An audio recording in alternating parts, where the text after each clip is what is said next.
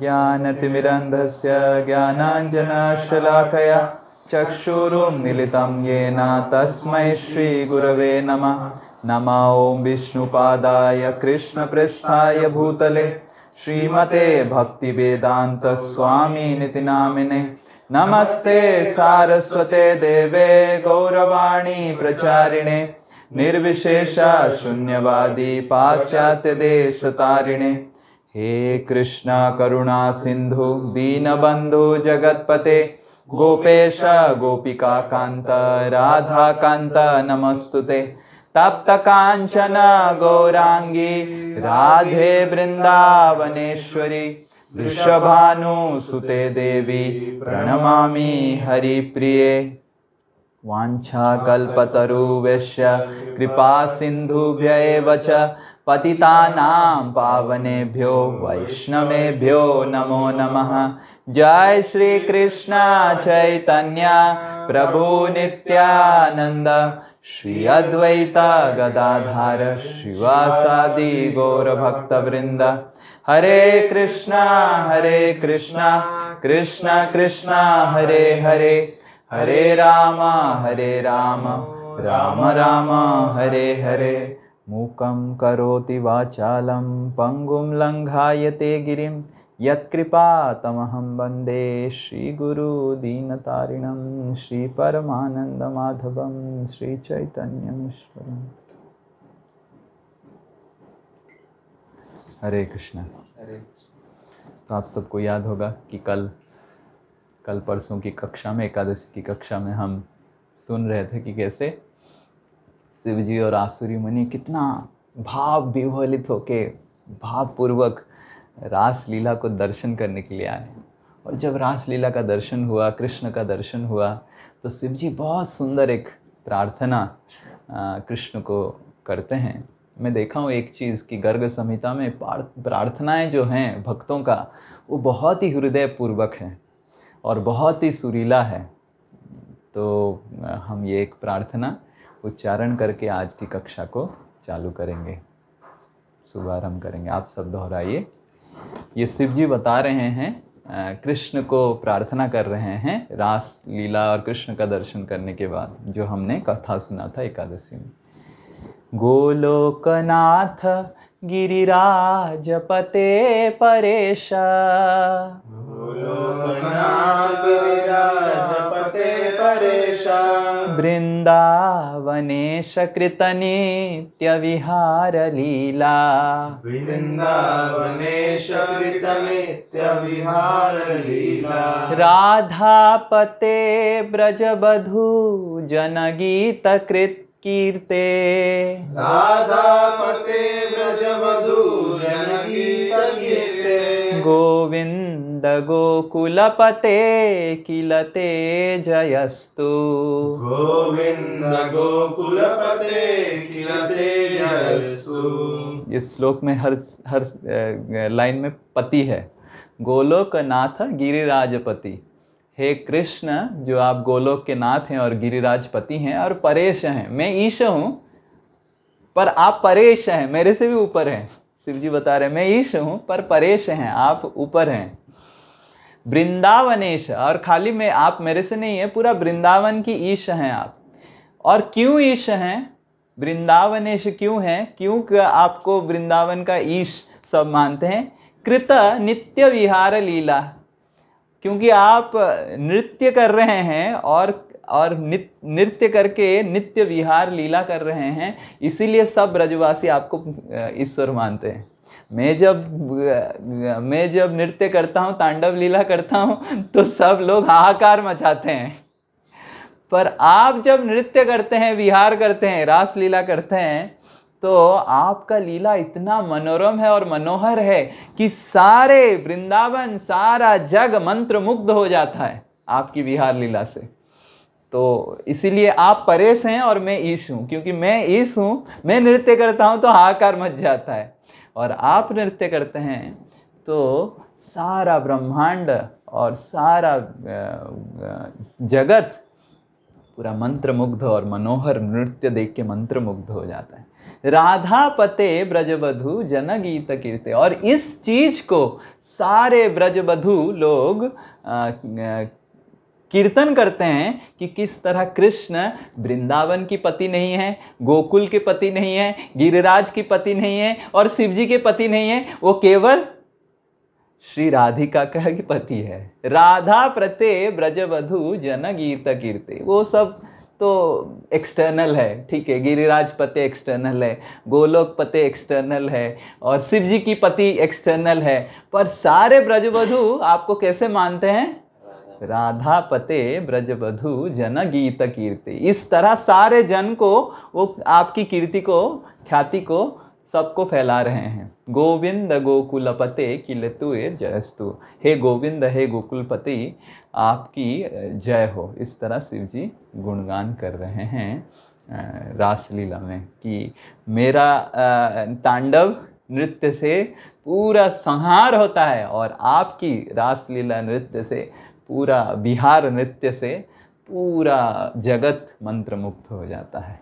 तो ये मैं ईश हूँ और इसीलिए आप परेश हैं। तो इस तरह शिव जी गुणगान कर रहे हैं। तो एक बार की बात है, वृषभानु महाराज एक बहुत बड़ा मीटिंग आयोजन किए।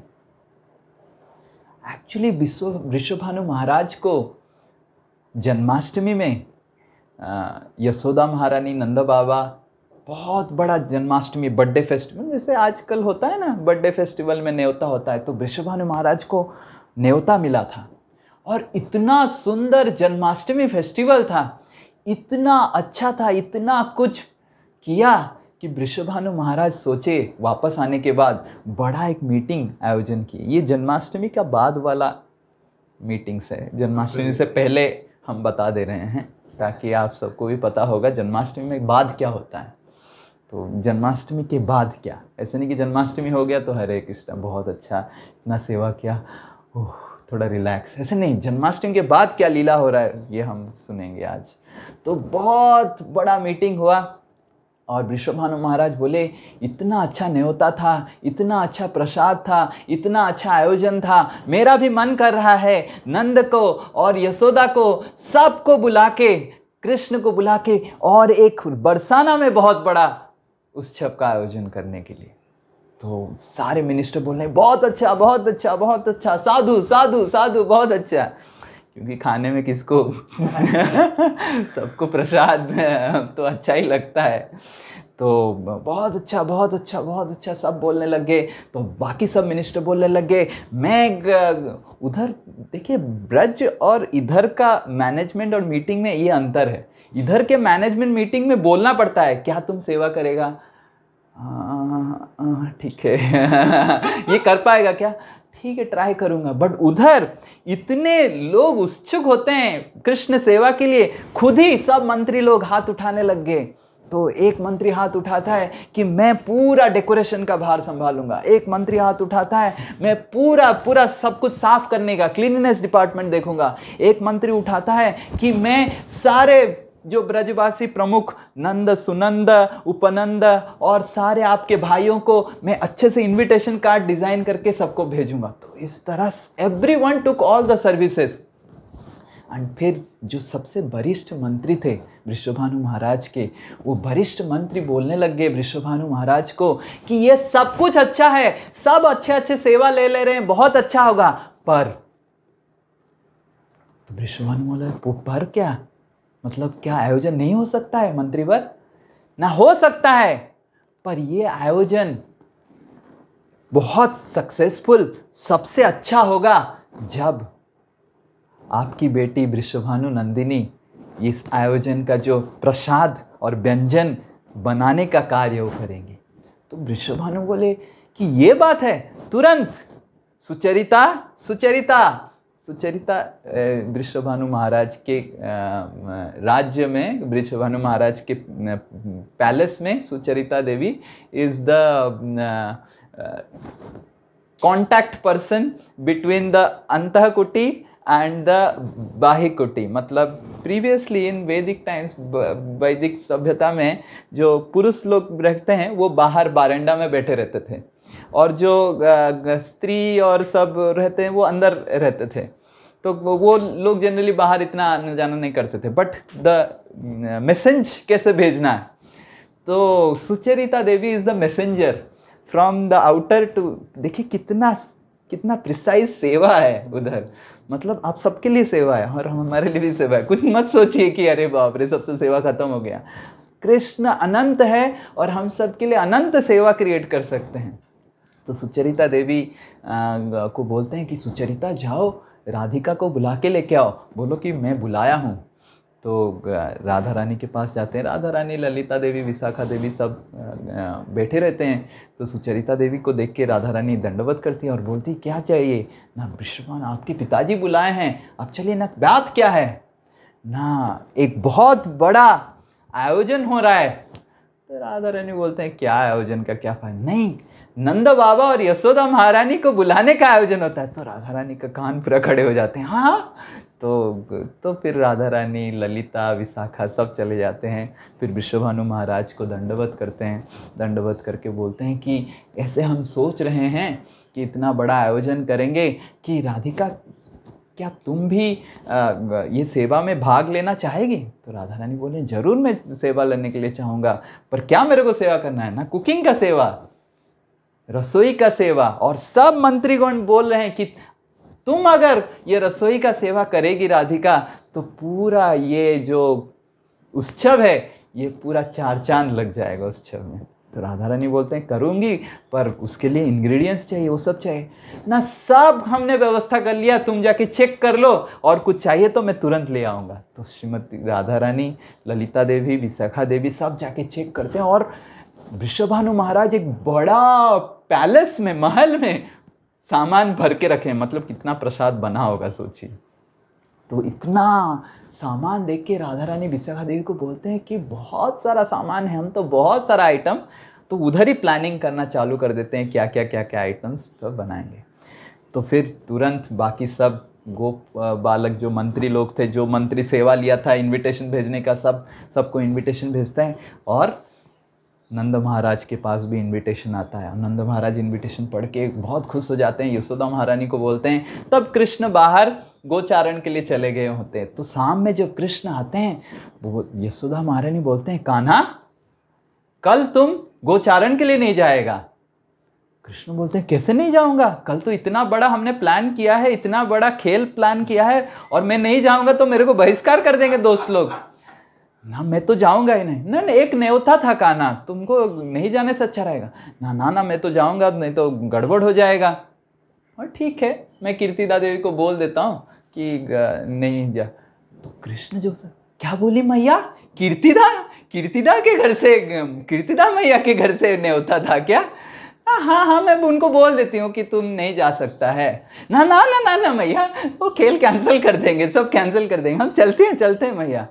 तो यशोदा बोले अरे क्या है सब, क्यों ऐसे उतावला हो रहा है मेरा कान्हा? ना मैया हम कर लेंगे, हम बाकी सब बच्चों को संभाल देंगे, वो मैं ही लीडर हूँ उनका, मैं सबको संभाल दूंगा। तो ऐसे फिर नेक्स्ट दिन जितना मतलब सुबह कृष्ण गोचारण के लिए उठते हैं, उससे 4 घंटा पहले कृष्ण उठ के तैयार होके बैठ जाते हैं। और यशोदा महारानी जब कृष्ण को उठाने के लिए होते हैं और कृष्ण खुद सज रहे हैं, और कृष्ण सज के बैठ जाए, और यशोदा महारानी बोले कान्हा तू तो आज पहले से रेडी हो गया ना? हाँ मैया, रात में नींद भी नहीं लग रहा था, इतना बड़ा उत्सव है। तो मैं बोले ठीक है।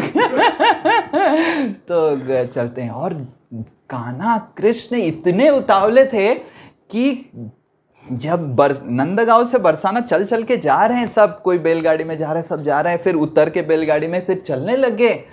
तो कृष्ण पहले जा रहे थे और पीछे यशोदा महारानी उनको पकड़ते मतलब किसी तरह, बिकॉज यशोदा का हर वक्त डर रहता है कि कृष्ण गिर ना जाए, कृष्ण वो हो ना जाए। तो कृष्ण इतना दौड़ रहे थे कि यशोदा महारानी उनके पीछे जा रहे, और नंद महाराज सबसे पीछे जा रहे थे। ऐसे कभी नहीं होता है जनरली, कभी भी वैदिक सभ्यता में जाते हैं तो पहले हस्बैंड आगे चलता है, फिर वाइफ, फिर बच्चे, बट पूरा उल्टा, क्योंकि कृष्ण इतने उतावले थे बरसाना जाने के लिए, तो कृष्ण खुद आगे आगे चल रहे थे।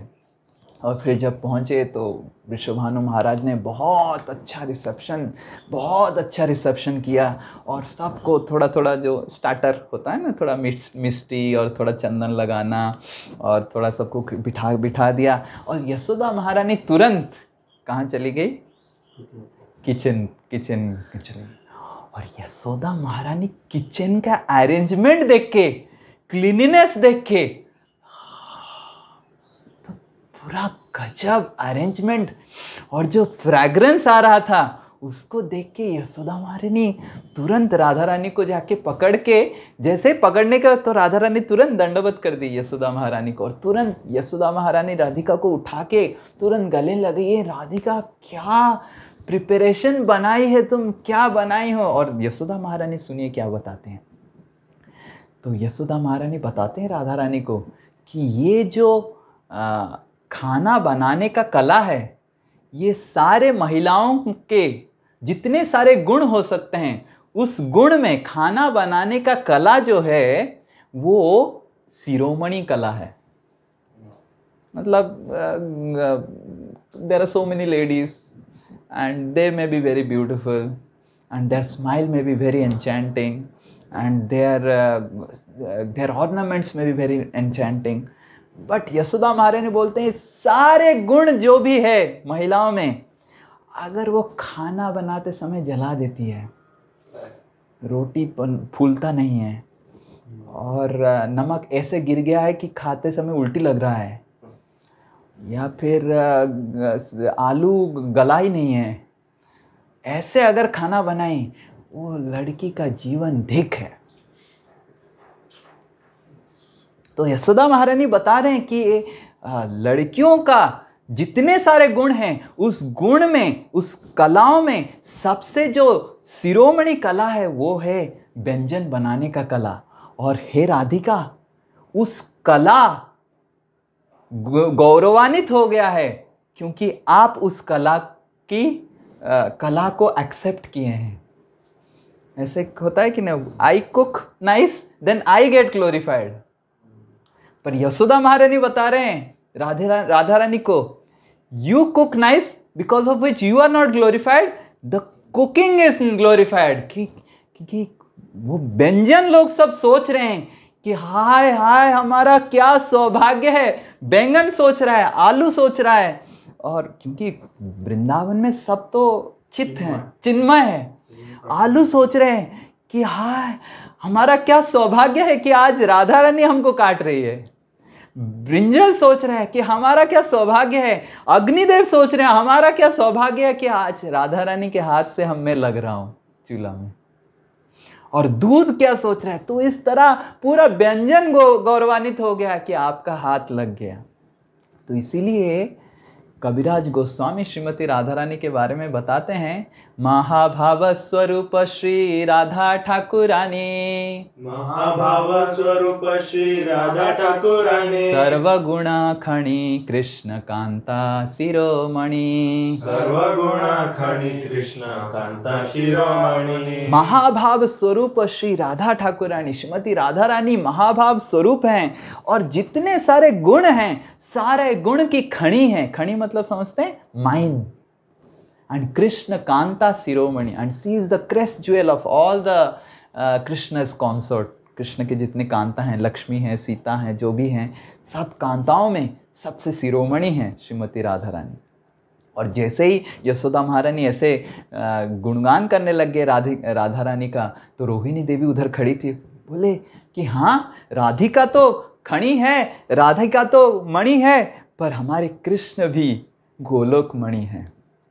और ये दो मणि जब मिल जाते हैं तो हमारे वृंदावन का जो शोभा है वो बहुत बहुत बहुत बहुत ज़्यादा बढ़ जाता है। और उस दो मणि को हम अपने सर में उठा के जब हम सर में लगाते हैं, हमारा पूरा शरीर भी गौरवान्वित हो जाता है। तो जब ऐसे सुनी राधा रानी तो हंसने लगे और कुछ बता नहीं रहे थे। और फिर बाकी सखी लोग भी सोच रहे हैं कि हाँ सही बोल रहे, सही बोल रहे, और भी आगे बोलना चाहिए। तो फिर कीर्तिदा महारानी आते हैं, और कीर्तिदा महारानी जब आते हैं यशोदा महारानी बोलते हैं, अरे कीर्तिदा, राधा रानी इतनी छोटी है, उसको इतना बड़ा सामान दे दिया बनाने के लिए, उसका तबीयत खराब हो जाएगा। तो यशोदा महारानी को कीर्तिदा बोलते हैं, नहीं नहीं नहीं नहीं, ये तो हम सबकी व्यंजन के लिए है, ये नंद बाबा कृष्ण बलराम के लिए सेपरेटली राधा रानी बनाई है।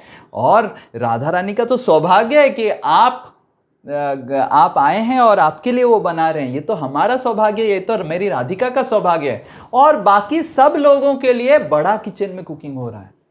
अब सब लोगों को न्योता नहीं मिला था, पर प्रसाद, समझ रहे हैं, प्रसाद का जब नाम सुनते ही सब लोग आ ही जाते हैं।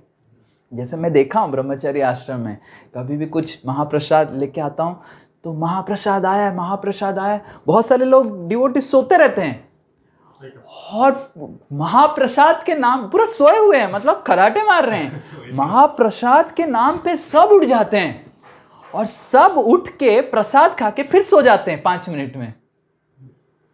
तो महाप्रसाद का ये शक्ति है। तो जैसे ही सुनने में आया था कि अरे वृषभानु महाराज के घर में फेस्टिवल हुआ, बहुत सारे सब सखा सब कोई आ गया था।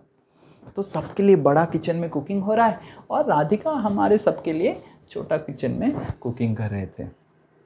तो फिर यशोदा महारानी बताते हैं कि रोहिणी देवी सर्विंग कर सकते हैं। तो कीर्तिदा बोला, नहीं नहीं नहीं नहीं, आज तो राधिका और श्यामा सखी को सर्विंग करने दीजिए, आप सब तो हमारे गेस्ट हैं, आप सब बैठ जाइए, आप सब भी प्रसाद ग्रहण कीजिए, राधिका सर्विंग करेगी, मैं भी सर्विंग करूंगा, आप सब हमारे गेस्ट हैं। तो यशोदा महारानी बोलते हैं ठीक है। तो बाहर आके पूरा सिटिंग अरेंजमेंट यशोदा महारानी कीर्तिदा महारानी करती हैं और श्रीमती राधा रानी जाके नंद महाराज को प्रसाद परिवेशन करते हैं और श्यामा सखी कृष्ण बलराम को प्रसाद दे रहे हैं। और यशोदा महारानी बोलते हैं, राधिका तुम भी जाओ कृष्ण बलराम को सेवा करो। तो राधा रानी तो, और उस समय कैसे पल्लू रहता है, पल्लू डाल के राधा रानी फिर कृष्ण बलराम को जाके सेवा कर रहे हैं। और फिर कृष्ण नंद महाराज के बाएं और बलराम जी दाएं और बलराम जी बैठे हुए हैं और बाएं और कृष्ण बैठे हुए हैं, उनके बाएं और फिर मधुमंगल बैठे हुए हैं और उनके बाएं और फिर सुबल, ऐसे। तो राधा रानी जब आ रहे हैं तो सब, और फिर जब राधा रानी कृष्ण को दे रहे हैं, कृष्ण खा रहे हैं, तो मधुमंगल फिर बोलने लग गए। मधुमंगल बोल रहे हैं, अहो भाग्य, अहो भाग्य, अहो भाग्य। कृष्ण फिर देखने, क्या हो गया, क्या हो गया इतना? अहो भाग्य, मैं विप्र श्रेष्ठ हूं, पूरा जगत का विप्र श्रेष्ठ हूं और मेरा नाम सुन के पूरा जगत का ब्रह्मांड शुद्ध हो जाता है, पर ये प्रसाद आज खा के मैं भी शुद्ध हो गया। अहो भाग्य, अहो भाग्य, अहो भाग्य। और ये प्रसाद खा के और कभी भी किसी के हाथ से प्रसाद खाने का मेरा मन नहीं कर रहा है खाना। तो कृष्ण बोलते हैं, तुम बाचाल, तुम चुप बैठो। इतना अच्छा चल रहा है सीन, तुम पूरा डिस्टर्ब कर रहा है। तो फिर राधा रानी पल्लू के नीचे हंस रहे हैं कि मधुमंगल का बात सुन के।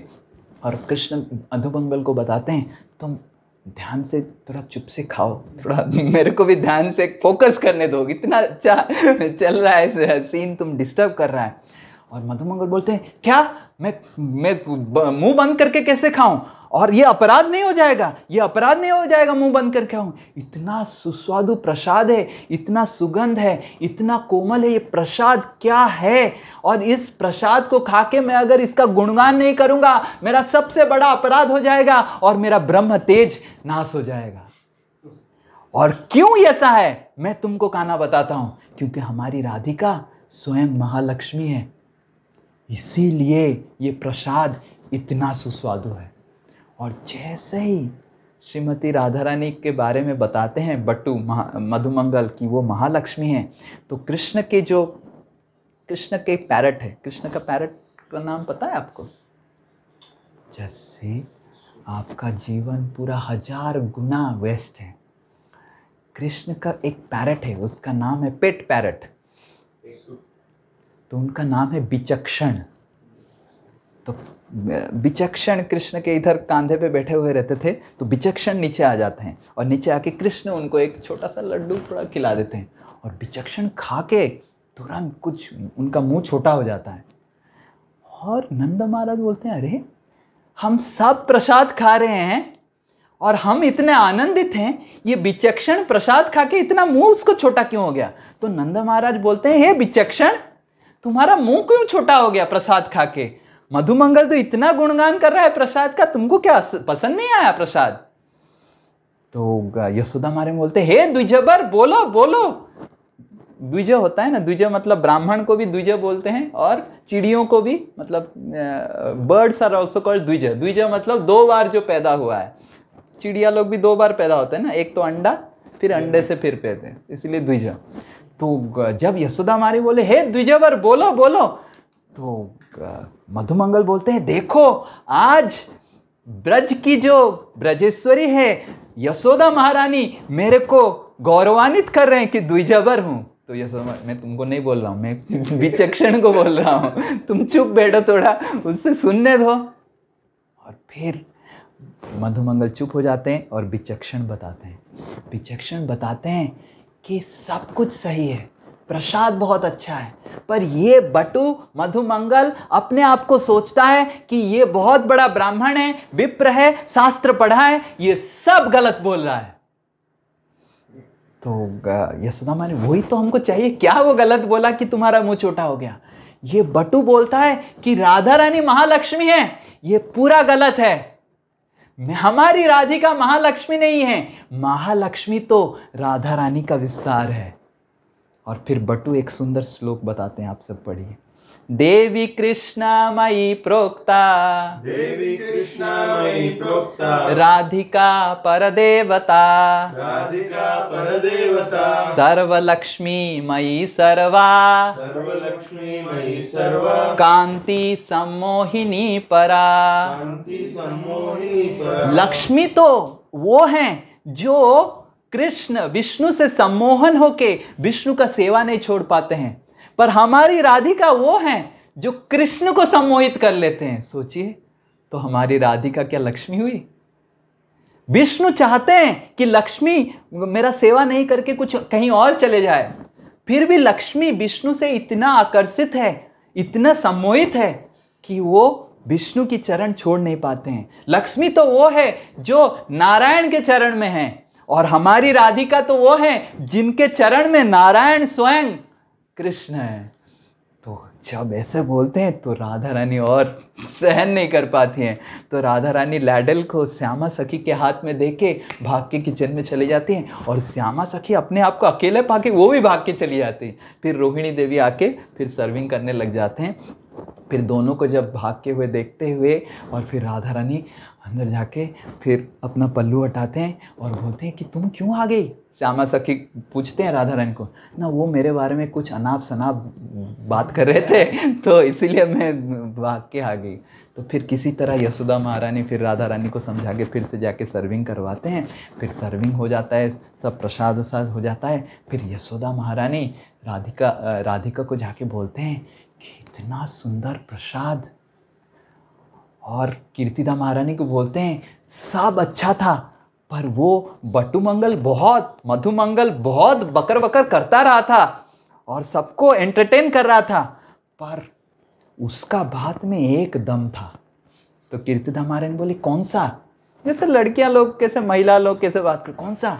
ना, वो सब कुछ तो इधर उधर मजाक कर रहा था, सब कुछ कर रहा था, पर एक चीज मधुमंगल ने बताया कि ये खाना प्रसाद खाने के बाद और किसी के हाथ से खाने का मन नहीं करेगा, और ये मेरा कानों में गूंज रहा है कीर्तिदा, ये मेरा कानों में गूंज रहा है। तो कीर्तिदा बोले, तो क्या करना है? ना, मेरे कानों में ये गूंज रहा है कि कल जब मैं खाना बनाऊंगी कान्हा के लिए, वो अगर दुखी हो गया तो कैसे होगा? तो क्या करें? कीर्तिदा बोली। तो हे राधिका, यशोदा महारानी बोले, तुमको अभी आना ही पड़ेगा हमारे घर प्रतिदिन कुकिंग करने के लिए, क्योंकि मधुमंगल तो विप्र वर है, वर्य है, और वो जो बोला है सत्य है। और मैं देख रहा था कि कितने आनंदित थे आपके आप तुम्हारे हाथों से खाने का जो प्रसाद बना था, और कल अगर कान्हा के लिए मैं बनाई और कान्हा दुखी हो गया, क्योंकि मधुमंगल ने बोला है कि ये खाना खाने के बाद, प्रसाद खाने के बाद किसी के हाथ से प्रसाद खाने का मन नहीं करेगा। तो राधा रानी और सखी बोल रहे हैं कि कीर्तिदा मैया और आप जो बोलेंगे हम करेंगे, हम तो ठीक है चलेगा। और अंदर ही अंदर राधा रानी और सखी क्या सोच रहे हैं उसको कवि कर्णपुर बता रहे हैं आनंद वृंदावन चंपू में। राधा रानी और सखी लोग सोच रहे हैं वो कौन सा ऐसा मुहूर्त था जिससे वृषभानु महाराज ये उत्सव आयोजन किए हैं, वो मुहूर्त को नोट डाउन करना चाहिए। उस मुहूर्त में इतना अच्छा मुहूर्त है, सबसे अच्छा मुहूर्त है। और फिर दूसरे सखी फिर सोच रहे हैं कि वो मुहूर्त से उससे बड़ा मुहूर्त ये था कि जब यशोदा आके मेरे को बोली कि मैं कृष्ण का सेवा करूंगा। उससे सौभाग्यवान मुहूर्त समझते हैं पंचांग, वो सबसे अच्छा मुहूर्त था। और राधा रानी सोच रहे हैं कि ये जो मुहूर्त जहाँ पे यशोदा महारानी मेरे को बोल रहे हैं कि आके तुम मेरे कान्हा के लिए एक प्रसाद बनाओ हर दिन, ये सबसे अच्छा मुहूर्त है, इसको नोट डाउन करके रखना चाहिए, क्योंकि ये मेरे को पूरा शाश्वत सेवा का परमिशन दे रहा है। तो इस तरह हमारा भाग्य भी बढ़ते ही जाता है जब हम भक्ति करते हैं। पहला हमारा भाग्य बढ़ता है, भाग्य और अच्छा मुहूर्त जब आता है, हमारा भाग्य खिलता है, तो भक्त लोग हमारे जीवन में आते हैं भगवत गीता लेके, माला लेके, माला कीजिए, भगवत गीता कीजिए। तो राधा रानी और सखी लोग सोचते हैं कि हमारा भाग्य पहले उदय हुआ जब वृषभानु महाराज पिताजी ने ये उत्सव आयोजन किया। फिर और भाग्य का उदय कैसे हुआ? जब सेवा का मौका मिलता है। तो जब हमको सेवा मिलता है, जन्माष्टमी में सेवा करने का मौका मिलता है, तो और हमारा भाग्य परिवर्तन होता है।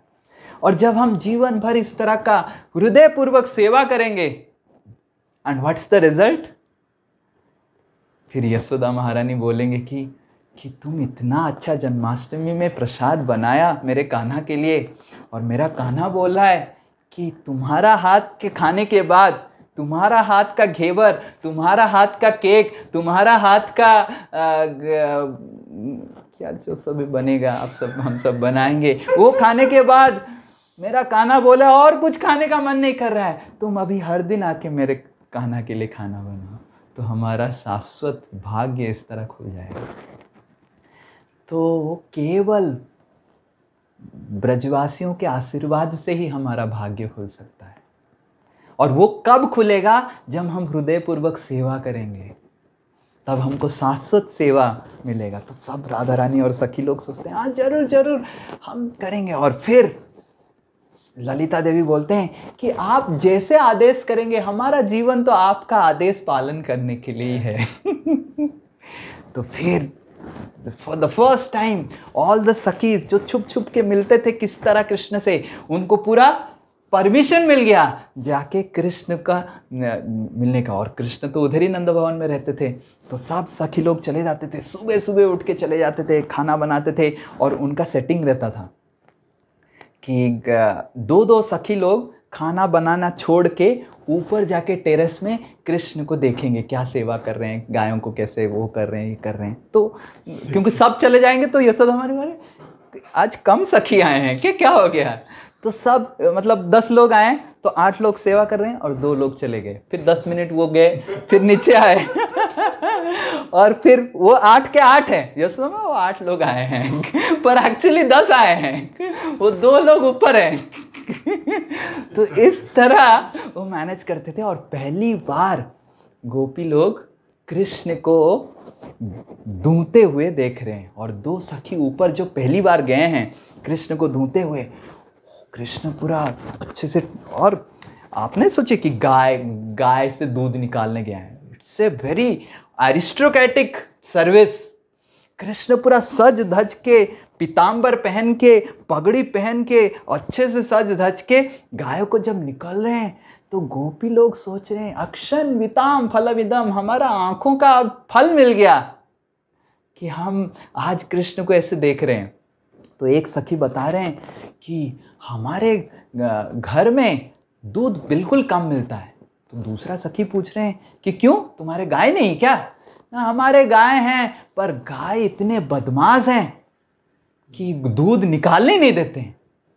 तो और हमारे घर की जो सबसे, मैं तो दूध नहीं निकाल पाती हूँ, और पर हमारे घर में जो सबसे स्ट्रांग लेडी है वो दूध निकालने जाती है तो भी फिर गाय हटा देती है। और फिर हम बोलते हैं हमारे बाकी लोगों को, जो पुरुष लोग हैं उनको दूहने के लिए, वो भी कंट्रोल नहीं कर पाते हैं गायों को, इसीलिए हमारे घर में दूध कम है। तो दूसरी सखी बोलते हैं अरे कृष्ण को बुला लो, तब तो बहुत ही अच्छा है, हम चुप चुप के आके देख रहे हैं, तब तो तुम्हारे घर में आना चालू कर देंगे, कृष्ण को बुला लो। अरे नहीं, ये लोग तो सब ईर्ष्या करते हैं हमारे कान्हा से, ये अलाउ नहीं करेंगे, कान्हा को बुलाएंगे नहीं दूध धोने के लिए, ये दूध कम पिएंगे, पर कृष्ण को इतना द्वेष करते हैं तो कृष्ण को बुलाएंगे नहीं दूध धोने के लिए। और कृष्ण कहाँ, हमारे घर वाले कहाँ, वो कहाँ दूध दुह पाएंगे, उनको ठीक है खाने दीजिए कम दूध, हम इधर ही कृष्ण का दर्शन करेंगे। और उस समय सुबल बोलते हैं कान्हा देखो ऊपर क्या हो रहा है, क्या बातचीत हो रहा है। और कृष्ण जैसे ही देखते हैं ऊपर कि कौन बातचीत कर रहा है, तो ये दो सखी पूरा गिर ही जाते हैं कि कृष्ण हमारे ऊपर देखे। गिर के इतना जोर से आवाज होता है, तो ललिता देवी बोलते हैं क्या हुआ, आवाज जल्दी बुला के लेके आओ सब। तो तुरंत ललिता देवी उनको खींच के घसीट के लेके आके फिर खाना बनाने में लगा देते हैं। फिर नेक्स्ट राधा रानी का टर्न आता है कृष्ण को दर्शन करने का। ऐसे दर्शन करने जाते हैं तो जब श्रीमती राधा रानी का टर्न आता है तो राधा रानी जब खड़े हो जाते हैं, सुबल का तो काम यही है कि कृष्ण ऐसे कर रहे हैं, कान्हा देखो ऊपर। तो कृष्ण दूध दूह रहे हैं और कान्हा अभी देखो ऊपर। और जब कृष्ण देखे राधा रानी को तो खुद पूरा दूध के ऊपर उनका मुंह घुस गया और दूध का जो भांड था वो टूट गया, दूध इधर उधर बह गया, इतना भड़ास करके आवाज हुआ। तो राधा रानी दौड़ के नीचे चली गई खाना बनाने के लिए। और नंद बाबा बाहर से आ गए और बोले कि क्या हो गया, क्या हो गया, क्या हो गया। और दूध पूरा गिरा हुआ है, कृष्ण उसके ऊपर गिरे हुए हैं राधा रानी को देख के। और सुबल बोले नहीं नहीं नहीं, थोड़ा कृष्ण का चक्कर आ गया। तो कृष्ण बोले कि ये चक्कर बार बार आने लीजिए, सुबल कितना अच्छा चक्कर था। तो इसी तरह हम देखते हैं कविराज गोस्वामी बताते हैं कि राधा रानी वो हैं जो कृष्ण को आकर्षित करते हैं, कृष्ण जो समग्र ब्रह्मांड को आकर्षित करते हैं, कृष्ण को आकर्षित करते हैं अपने सेवा भाव से। श्रीमती राधा रानी गोविंद नंदिनी राधा गोविंद मोहिनी, गोविंद नंदिनी राधा गोविंद मोहिनी, गोविंद सर्वस्व सर्व कांता शिरोमणि, गोविंद सर्वस्व सर्व कांता शिरोमणि। गोविंद नंदिनी राधा गोविंद मोहिनी। कृष्ण गोविंद है, मतलब सबको आनंद प्रदान करने का उनका शक्ति है, पर उस कृष्ण जो सर्व आकर्षक हैं, सबको आनंद प्रदान करते हैं, उस कृष्ण को आकर्षित करने का शक्ति श्रीमती राधा रानी में है। और क्योंकि सारे ब्रजवासियों को यह पता है, इसलिए सारे ब्रजवासियों का बस एक ही जीवन का इच्छा रहता है कि किस तरह राधा रानी और कृष्ण का संग हो जाए और नित्य विहार लीला चालू हो जाए। और उसके लिए वो कुछ भी करने के लिए तैयार है। और अभी जो हम लीला सुनेंगे उसी चीज के ऊपर है। तो सारे गोपी सोच रहे हैं कि अच्छा तो हो रहा है, राधा रानी जाके कुकिंग कर रहे हैं, सब कुछ कर रहे हैं, पर बात आगे नहीं बढ़ रहा है। क्योंकि उनको लग रहा था कि वैसे कुकिंग होगा, फिर यशोदा मारिन सोचेंगे कि शादी कर लेते हैं दोनों का। और गोपी लोग भी सोच रहे हैं कि अरे प्रस्ताव इधर से भी नहीं आ रहा है, उधर से भी नहीं आ रहा है, क्या हो रहा है। और जाके तो बोल नहीं सकते हैं हमको अच्छा लगेगा कि इससे शादी करवा दो, ऐसे तो कोई ऐसे तो बोल नहीं सकते, मार पड़ेगा, है ना। क्योंकि पता भी नहीं, विश्वभानु महाराज का कुछ और डिजायर भी हो सकता है और नंद महाराज का कृष्ण के बारे में कुछ और इच्छा भी हो सकता है, किसको पता नहीं। सब सोच रहे हैं हृदय में ऐसे ब्रज में कि अरे आगे क्यों नहीं बढ़ रहा है, और मामला इधर ही क्यों रुक गया, और आगे बढ़ना चाहिए। तो ऐसे पर आगे नहीं बढ़ रहा है। तो सारे गोपी सब गोप लोग मीटिंग बोले हमको भी अभी मामला को, मतलब जो सेटिंग को आगे बढ़ाना पड़ेगा। तो फिर गोवर्धन लीला हुआ, आप सबको पता है गोवर्धन लीला हुआ है। तो जब गोवर्धन लीला हो गया, गोपालों को एक सिचुएशन मिल गया, अब हमको पता चल गया कैसे आगे बढ़ाना है चीज़ों को। तो सारे गोप लोग नंद बाबा के घर में आते हैं गोवर्धन लीला के बाद। तो आप सब दोहराइए श्लोक, क्या बोलते हैं नंद बाबा के घर में? हे गोपराज त्वद्वंशे, हे गोपराज त्वद्वंशे, कोपि जातो न चादृधिक। कोपि जातो न हे गोपराज, हे नंद महाराज, आपके वंश में कोई भी अभी तक पैदा नहीं हुआ। हम तो आपके वंश देख रहे हैं, आपका पूरा लिनियज देख रहे हैं। आपके वंश में कोई भी ऐसा पैदा नहीं हुआ कि अद्रिधृक, जो पर्वत को उठा पाए। नाक्षमस्त्वं शीलाधार्तुं, नाक्षमस्त्वं शीलधार्तुं, सप्ताहं हे यशोमति। सप्ताहं ये। और यशोदा, आप तो छोटा सा पत्थर भी 7 दिन उठा नहीं सकते हैं, और आपका बेटा तो पूरा गोवर्धन उठा दिया 7 दिन। क्व सप्ताहायनो बाला, क्व सप्ताहायनो बाला, क्वाद्रिराजस्य धारणम। क्वाद्रिराजस्य धारणम। और कौन है वो छोटा सा 7 साल का बालक, कौन है ऐसा कि जो इतना बड़ा गोवर्धन को उठा सकता है? तेन नो जायते शंका, तेन नो जायते शंका, तब पुत्रे महाबले। तव पुत्रे महाबले। हमको तो शंका हो रहा है यशोदा, ये तुम्हारा ही पुत्र है ना? तुम 7 दिन के लिए गोवर्धन उठा नहीं पा रही, 7 दिन के लिए तुम एक छोटा सा पत्थर उठा नहीं पाएगी, और तुम्हारा बेटा पूरा गोवर्धन उठा दिया। हमको तो शंका हो रहा है। तो नंद महाराज को भी डर लग रहा है, बाप रे। और देखिए क्या बोल रहे हैं, गौरवर्णा यशोदा त्वं, गौरवर्णा यशोदा त्वं, नंदत्वं गौरवर्णधृक्। नंदत्वं गौरवर्णधृक्। और तुम यशोदा, तुम तो पूरा गोरी है, और नंदा तुम भी तो गोरा है। अयं जात कृष्ण वर्णा, अयं जात कृष्ण। और ये काला कैसे पैदा हो गया? इसका मतलब हमको तो शंका है, कुछ तो गड़बड़ है। दाल में काला है, पूरा दाल ही काला है। एता कुल विलक्षणम, एता कुल विलक्षणम। ये तो कुल का लक्षण नहीं है। कुल का लक्षण है कि हस्बैंड वाइफ दोनों अगर गोरा हैं तो गोरा बेटा पैदा होना चाहिए, और ये काला कैसे पैदा हो गया? हमको शंका तो था बचपन से कि कुछ गड़बड़ है, कुछ गड़बड़ है। अभी तो गड़बड़ पूरा लग रहा है, पूरा दाल में काला है। कृष्ण काला कैसे हो गए? ज्ञातेस्त्यागम करिष्यामो, ज्ञातेस्त्यागम करिष्यामो। अगर तुम मेरे को ये, हम सबको ये ज्ञान नहीं देगा नंद महाराज, आप सब हमको ज्ञान नहीं देंगे, इसके बारे में बताएंगे नहीं, जो गुप्त आप करके रखे हैं, तो हम आपकी पूरा ज्ञाति को त्याग कर देंगे।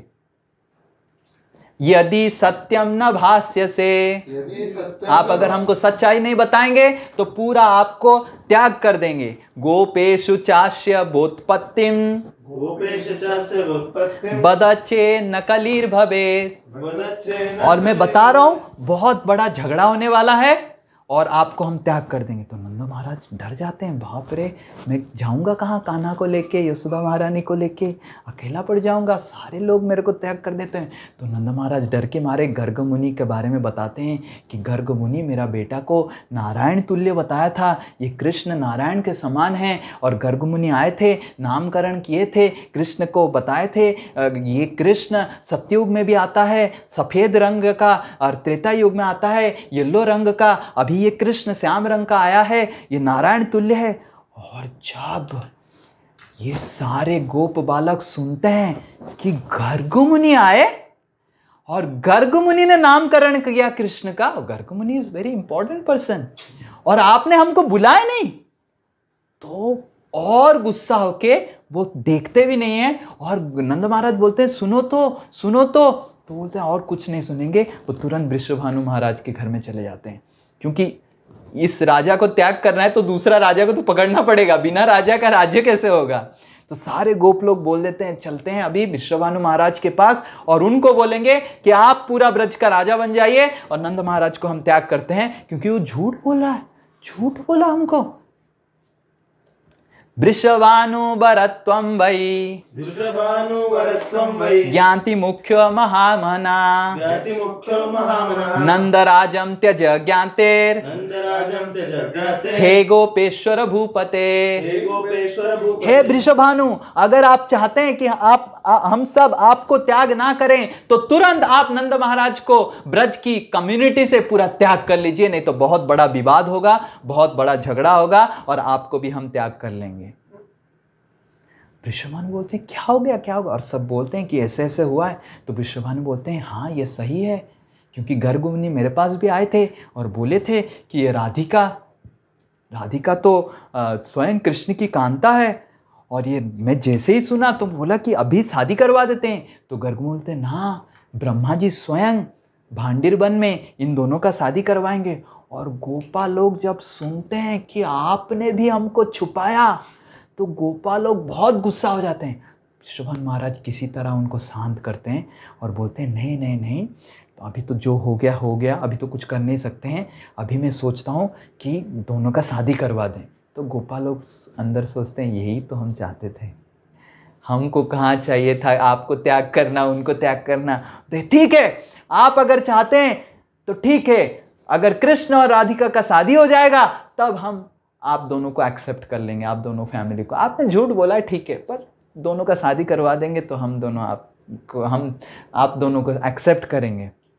तो फिर वृषभानु महाराज बोलते हैं तो कैसे करना है ना, तो हमको परीक्षा करना पड़ेगा कि कृष्ण सही में नारायण हैं। और परीक्षा करने के लिए वो बताते हैं कि बहुत बड़ा बैलगाड़ी, बहुत सारा बैलगाड़ी, 10 बैलगाड़ी में भर भर के जितना सारा मुक्ता, जितना सारा अलंकार सब भर के वृषभानु महाराज उन गोप बालों को के साथ जो आए थे झगड़ा करने के लिए, उनके साथ भेज देते हैं कि आप जाओ प्रस्ताव लेके तो जाना पड़ेगा ना। ऐसे होता है ना पहले ज़माने में, ऐसे नहीं कि फेसबुक में I want to marry you, ऐसे नहीं होता था पहले ज़माने में। पहले ज़माने में सिविलाइज्ड होता था, सभ्य घर में ऐसे होता था कि इवन जो उड़बी ससुर सास और वो सब समधी, वो कोई बात नहीं करते थे। और मिडिलमैन होता था, वो प्रस्ताव इधर से उधर, ये ऐसे बोल रहे हैं, वो ऐसे बोल रहे हैं, वो बहुत अच्छा है, ऐसा है, ऐसे होता था। मतलब ये सभ्यता का एक प्रतीक है। आजकल तो पूरा ग्रॉस हो गया है, चलो। तो ऐसा नहीं होता था। तो ये लोग पूरा पत्र लेके जाते हैं, और पत्र में देखिए क्या, ये पत्र वृषभानु महाराज लिखते हैं as a proposal for Radha Rani's hand to Krishna. विवाह योग्याम नवकंजनेत्रा, कोटिन्दुबिम्बाद्युति आदधाना,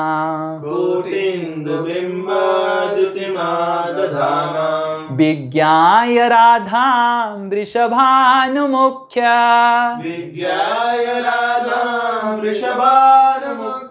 चक्रे विचारं सुवरं विचिन्वन्। विवाह योग्यम, ये गोप बालक आके बोलते हैं कि अभी राधा रानी जिनका नवकंज नेत्राम, लोटस की तरह, कंज की तरह, पद्म की तरह जिनकी आंख है, वो राधा रानी विवाह योग्य बन गई है। कोटिंडु बिंबा द्युति आधधानम, और उनकी जो द्युति है, राधा रानी का जो द्युति है, सैकड़ों कोटि इंदु मतलब चंद्रमा को भी निंदा कर सकता है। और वृषभानु महाराज ये जानते हुए कि राधा रानी का विवाह योग्य हो गया, आपके घर में कान्हा के साथ विवाह का प्रस्ताव भेजें। तो ऐसे आके प्रस्ताव देते हैं। तो नंद महाराज बहुत खुश हो जाते हैं, और ये सब लोग बोलते हैं कि आप इनके लिए भी, बहुत सारा सामान लेके आते हैं, इनके लिए भी कुछ फिटिंग गिफ्ट दीजिए।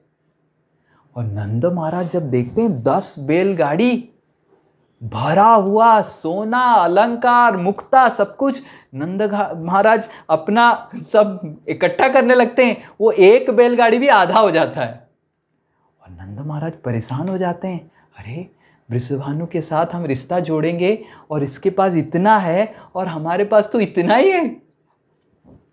कृष्ण के भक्त लोग तो सब ठंडन ही होते हैं ये तो हमको पता ही है, हमारा हालत तो देख ही रहे हैं बैंक अकाउंट भी नहीं है तो नंद महाराज देखते हैं आधा बैलगाड़ी भी भर नहीं रहा है, और ये 10 बैलगाड़ी भरे हैं। तो नंद महाराज सोचते हैं हमारा बेइज्जती हो जाएगा। यशोदा को बोलते हैं जाके, यशोदा हमारा तो बेइज्जती हो जाएगा, इतना भेजें हम कुछ नहीं भेज पाएंगे। तो यशोदा महारानी भी चिंतित होते हैं। तो कृष्ण क्या करते हैं, उस बैलगाड़ी से कुछ कुछ मुक्ता फिर निकाल के ले लेते हैं। फिर नेक्स्ट दिन सुबह जब नंद महाराज उठते हैं, बोलते हैं अरे कल तो आधा बैलगाड़ी था, अभी तो और चौथा हो गया, और कम हो गया, कहाँ गया यशोदा, एटलीस्ट उतना भेज देता तो इज्जत रहता, और कम हो गया। तो फिर ढूंढने लगते हैं नंद महाराज, कहाँ क्या कृष्ण ले लिया खेलने के लिए, क्या हो गया। तो जाके कृष्ण को पूछते हैं कहाँ गया, ये तो आधा बैलगाड़ी था और सुबह सुबह मैं देख रहा हूँ कि आधा से भी कम हो गया, कैसे हो गया। कृष्ण बोलते हैं ओ हम तो गोपालक सब तो हम तो कृषि करते हैं ना, और मैं कुछ कुछ मुक्ता ले लिया और हमारे आंगन में डाल दिया, सोचा कि पेड़ वेड़ निकल जाएगा। नंद महाराज इतना गुस्सा हो जाते हैं, कान्हा तुम्हारा शादी का उम्र हो गया, प्रस्ताव आया है और तुम ऐसे पागलों की तरह बात कर रहा है और मेरा इज्जत जाने वाला है। कृष्ण बोलते हैं ठीक है। नंद महाराज दौड़ के जाते हैं खोद के निकालने के लिए वो जो सब कृष्ण ने आंगन में डाला है। और जब आंगन जाते हैं पूरा आंगन भरा हुआ है अलंकारों का पेड़ से। गर्ग संहिता बताता है कि अलंकार का पेड़ है, जैसे ऐसे कल्याण ज्वेलर्स और सेनको गोल्ड सब पेड़ उधर से, ये जो सब बिजनेस उधर से आया है वो पेड़ से आया है। तो अलंकारों का पेड़ है, मतलब पूरा शोरूम, पेड़ों का शोरूम था। और नंद महाराज तोड़ रहे हैं, मुक्ता नहीं तोड़ रहे हैं, क्या अलंकार तोड़ रहे हैं। नंद महाराज देख के इतना, और भर रहे हैं 100 बैलगाड़ी भर गया, फिर भी भरा हुआ है। और नंद महाराज बोलते हैं और भरेंगे नहीं, 100 भेज देते हैं पहले। तो 100 भेज देते हैं और शादी के लिए भी रखना पड़ेगा कुछ। तो 100 बैलगाड़ी जब पहुंच जाता है तो गोप बालक वृषभानु महाराज इतने आनंदित हो जाते हैं, तो तुरंत बोलते हैं प्रस्ताव फिनिश, रेडी सब कुछ। और जब सब हो जाता है पौर्णमासी आ जाते हैं। पौर्णमासी इज योग माया देवी। और पौर्णमासी बोलते हैं क्या हो रहा है ना, ऐसे हुआ है, प्रस्ताव फिक्स हो गया है, उधर से भी रेडी, हमसे भी रेडी, तो शादी का अभी आप निर्णय कीजिए। पौर्णमासी बोलते हैं मेरे को नहीं बता के आपने ये सब आगे बढ़ा दिया, ये बहुत गलत मुहूर्त है, अभी शादी नहीं करना चाहिए राधा रानी और कृष्ण का। अभी राहु केतु और बहुत सारे ग्रह, और क्या क्या सब ग्रह हैं वो कुशल बिहारी प्रो को पूछ लीजिए, वो बता देंगे सब क्या क्या ग्रह इकट्ठा होने से गलत सब होता है। मेरे को पता नहीं, मैं तो सन्यासी हूँ, जो एस्ट्रोलॉजर बता सकते। पौर्णमासी तो बहुत विद्वान थी, मेरे जैसे नहीं थी पागल।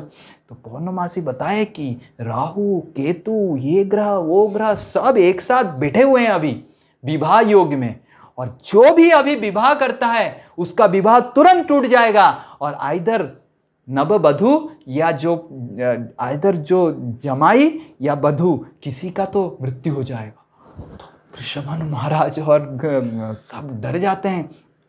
तो फिर तुरंत पौर्णमासी जाके नंद घर में भी बोल देता है कि अभी विवाह नहीं हो सकता है, मैं जरूर विवाह करवाएंगे और जरूर मैं बताऊंगा सही समय में कब विवाह होगा।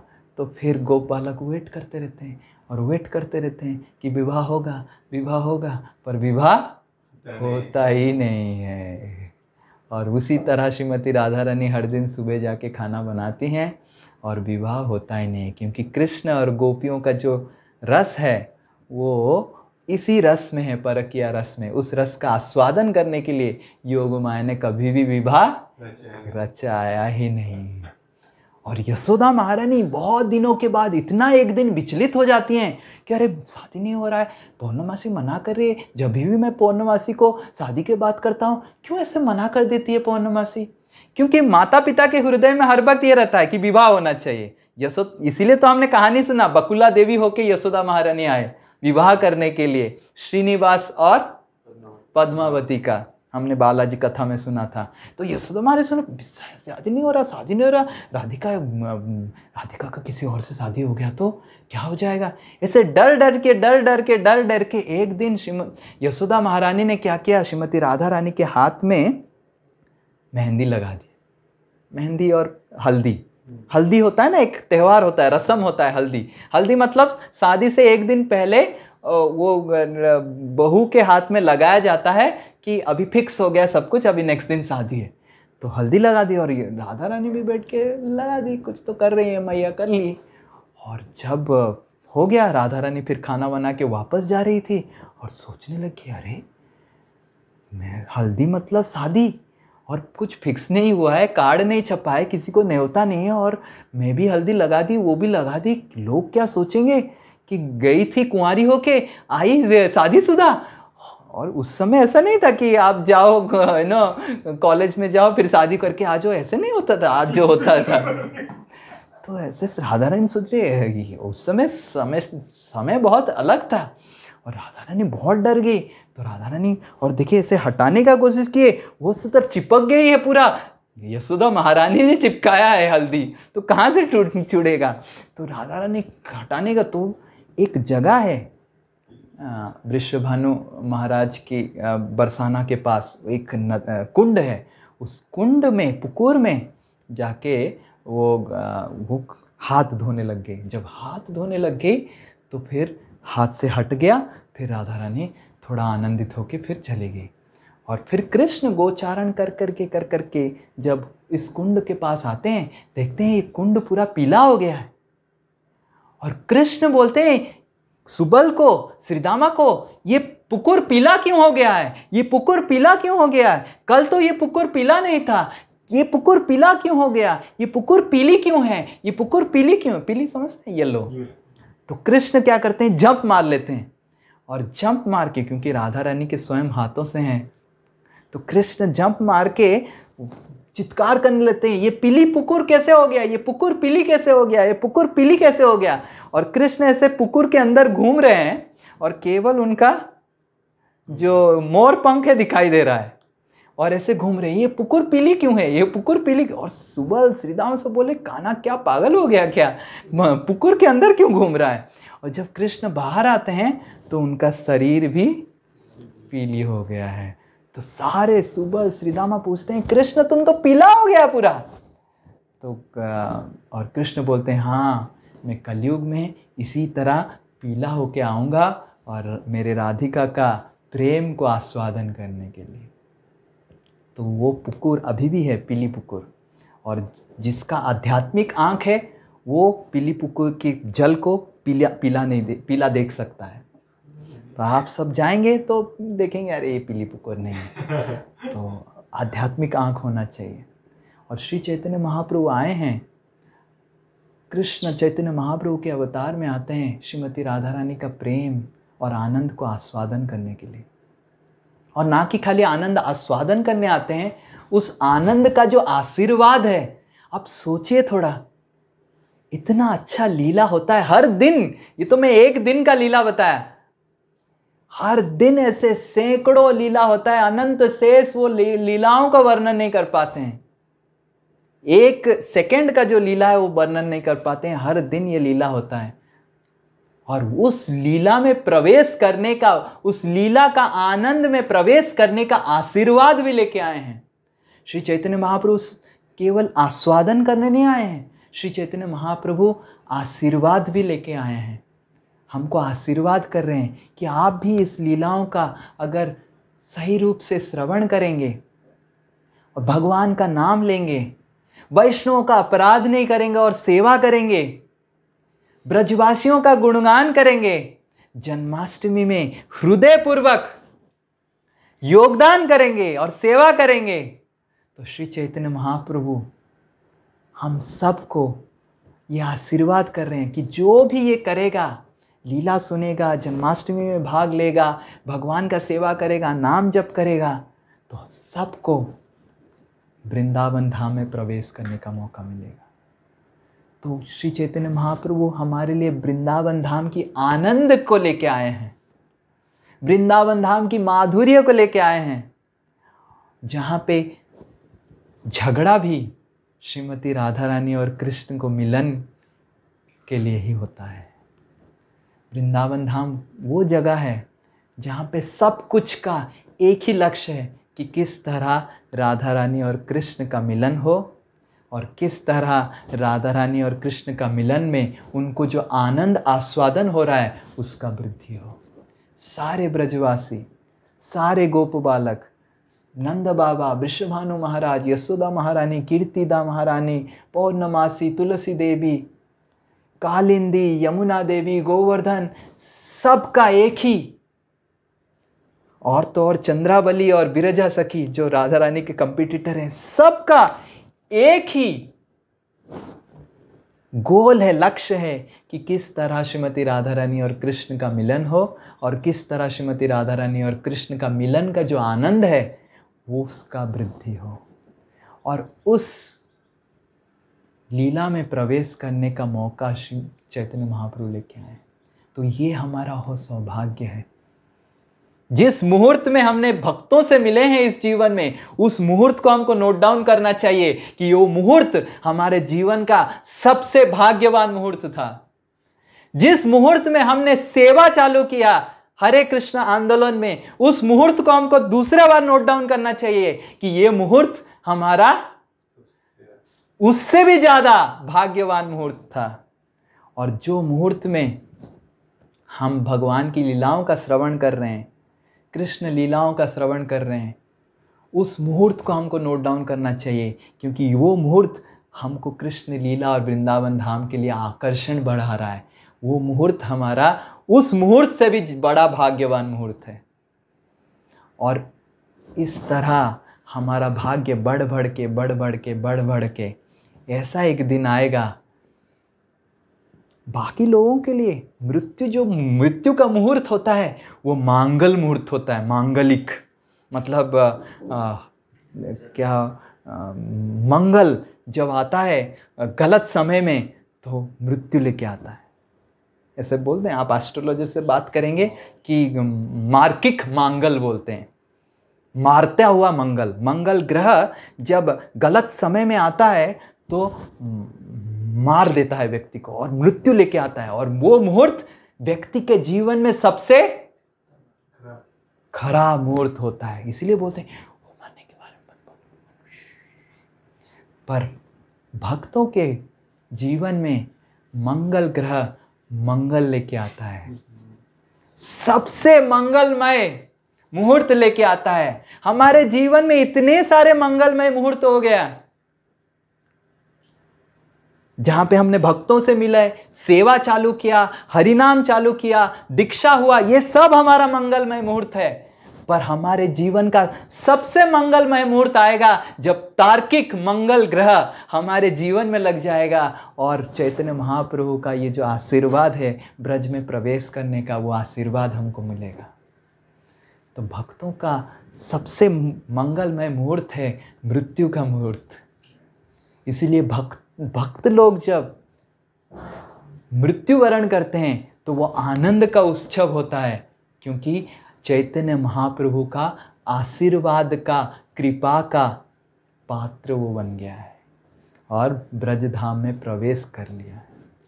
तो हमको हर वक्त इस भाव में सेवा करना चाहिए कि एक दिन ऐसा एक मुहूर्त आएगा जिस मुहूर्त में मेरे को श्री चैतन्य महाप्रभु का और श्रीमती राधा रानी का आशीर्वाद मिलेगा और मैं वृंदावन धाम में जाके स्वयं, अब सोचिए, कृष्ण प्रसाद ले रहे हैं और राधा रानी सर्विंग कर रहे हैं, मधुमंगल ले रहे हैं, सुबल ले रहे हैं, श्रीदामा ले रहे हैं और उसके साइड में आप बैठे हुए हैं।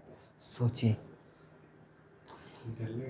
तो कैसे वो तो ये सब हम सब के लिए ये अपॉर्चुनिटी श्री चैतन्य महाप्रभु लेके आए हैं।